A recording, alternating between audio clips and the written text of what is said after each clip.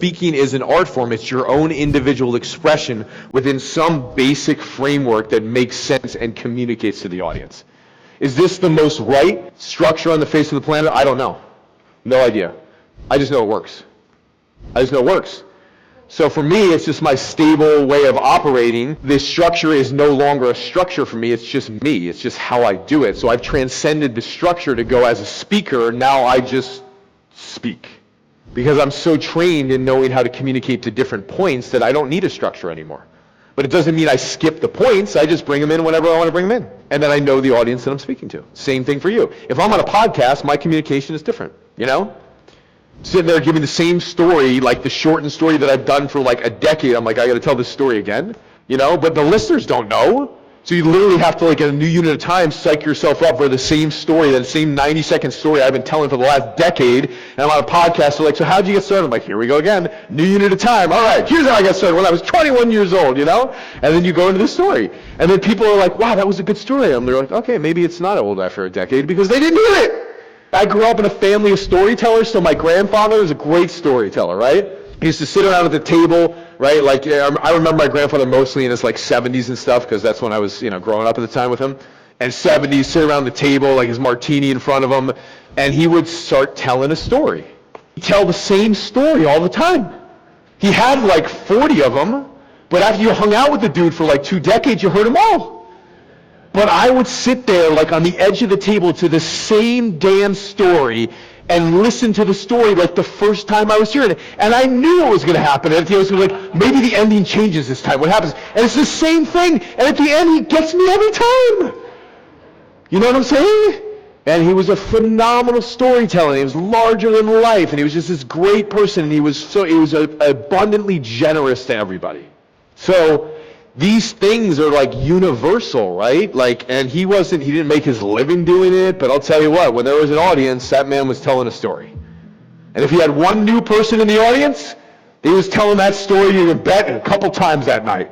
So it's like, you know, and that, if you watched it, he had his own unique way of doing it, right? But it was the same basic structure when I watched him over and over again.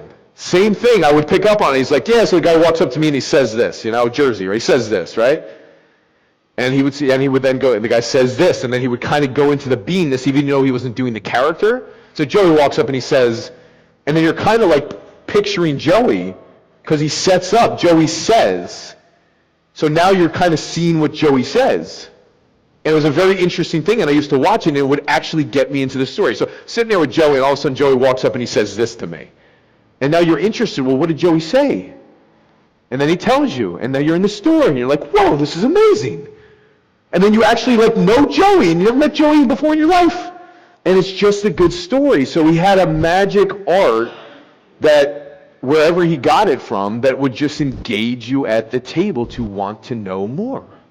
All right, quick pause. So if you're liking this and you want help applying it to your business, just click the link down below and you can book a free strategy call with one of my consultants. And these exact systems I'm sharing with you today, we've helped thousands apply them to their business. Let's get back to it. So for you, this is the structure that I teach. If it works for you, great. I know it works, so use it.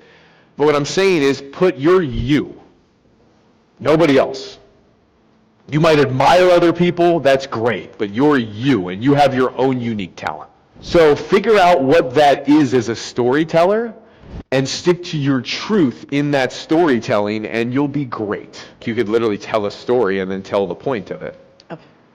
So you could actually do a whole presentation that's all storytelling, and each point would have a message in it. So however you want to do it, right? Now there's some elements where you're going to be like, go do this, this, and this, right? But like, this is the basic thing. I can elaborate on these points to you. Now I could do a whole thing on story, which I'll do tomorrow, and go into that more. There's content, which is, okay, what are the things that you want to teach, right? But after a while, content is boring. So if you don't drop in to do a relatable story or something that's going to personalize the content, you lose everybody. So even after a content piece, if you want to drive it home and go, so I'm going to teach you this thing, boom, and then you tell a story about a client. And it doesn't have to be a long story about a client. It could literally be 90 seconds. You drip it into, the whole point of the content is to teach them a lesson, and then ultimately you want to bring the content to life. right? So how do you bring the content to life? You personalize it. You have a person who did that step, and you show them, hey, here's the theory, here's the actuality of somebody who did it, and now it's becoming more real of like, wow, I could go do that. And the story of recovery, however you want to do it, you tell that story. So if you tell the story about recovery and how you recovered and you became sober, right? And you just said it's like recovery is, people can recover from losses, or they can recover from problems, or recover from a setback in a business, right? If you tell the story about your recovery and you do it in the right way, nobody has to be an addict to go through that journey and understand it. They'll just think about some loss they had and they'll go, wow, like I could actually recover from that thing, right? Yep. So the basic story of that, I don't know, in some sense is leadership, about painting a vision to help improve people's lives. At some level, do people feel like maybe they're not winning or they're failing, right? Or they've had some past loss and they need to recover and regain their strength and be more powerful and be better leaders. Like there's a whole story there that goes, right? So I think you just find like whatever is going on in the automobile industry, great, but you can be leading these talks from the perspective of just the general concept, which is leadership, right? Which is kind of the breakthrough of the story. Recovery, no matter what the loss, is the pit of the story.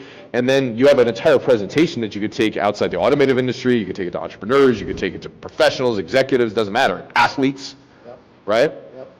Because when somebody listens to a story, they're going to get from it what they get from it. They're going to give meaning to it. If it's enthralling enough to where it's like, whoa, that was a freaking, that loss was crazy, right?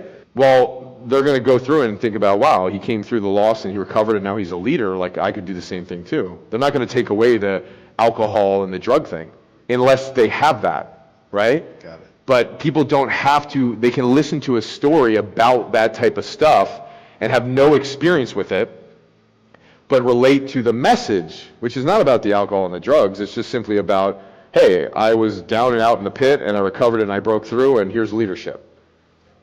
That's the basic thing.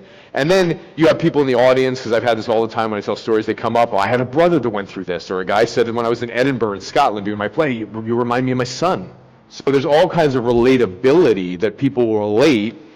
And it's just people relate in different ways. Some people, like their kids are the most meaningful thing in the world, right? So they relate everything through their kids, right? So when they hear a story, it's like it impacts them because maybe they're hearing a story about a child and like, wow, it touched them, right? Because of their child, you know? Some people hear a story about drug and recovery and they went through that and they relate to that, but other people go, I had a brother who went through that and that was amazing. And then they think about, wow, I went through this loss in my life and then I had a breakthrough, and they give whatever meaning they're going to give. The point is, tell a good story, and at the end, share the message you want to share. You know, people are smart enough that if they hear a story that's compelling and somebody went through this and they came out the other side, they should have some realization hearing it, right? So in anything, like if I'm trying to build a business and I'm at this point and I hear somebody tell a story about how they broke through in their business, I'm going to get something from that because I'm in that situation. So I'm going to go, wow, like that person's at $1 billion, how'd they do it? And wow, they told me when they started and they were down here. So anybody who is actually willing to receive help and like, wow, I think I want to solve this problem, from a story would get something, right? And then from the first thing, from that, and then maybe just ask them, what do you think about all that? What do you think about what I shared with you? And in those situations, like my personal opinion is like, okay, like if I'm in that situation, I'm not going to sit there and evaluate and tell them what their problem is, because only they know what their problem is. So if you're serious about scaling your business online and you want help with my one-to-many selling method to sell on podcasts or webinars or virtual stages or in person, then click the link down below and book a free strategy call. My coaches will help you implement it. We've worked with over 30,000 businesses on these very same strategies. Click it down below and go book. See you soon.